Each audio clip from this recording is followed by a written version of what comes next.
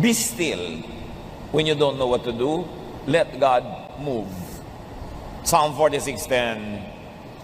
Be still and know that I am God. Pag lagi kang may ginagawa, lagi kang busy, lagi kang maingay, hindi mo nadidinig ang Diyos.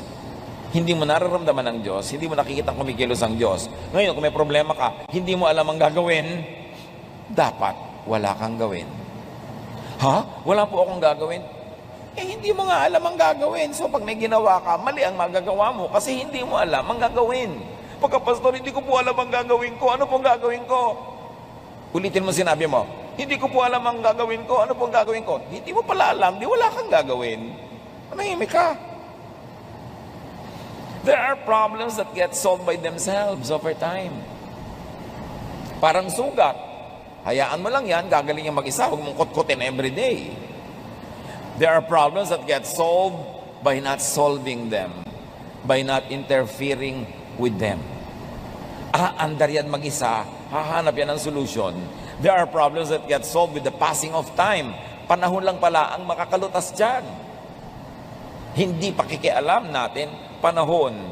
And there are problems that get solved with the rearrangement of the universe. Okay, inaasma ka lagi, pero buwan kasi ng mga pollen.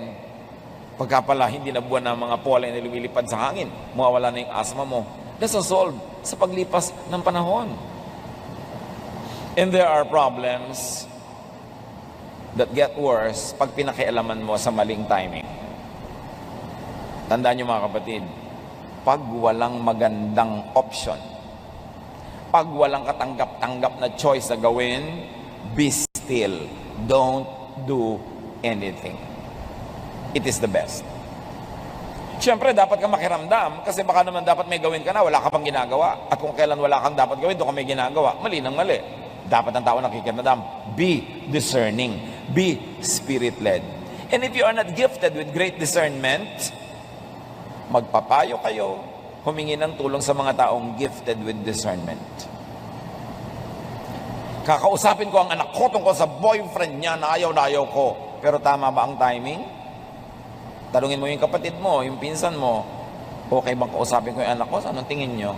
Get some opinion of people who are godly, whose decisions have been proven by time to be correct.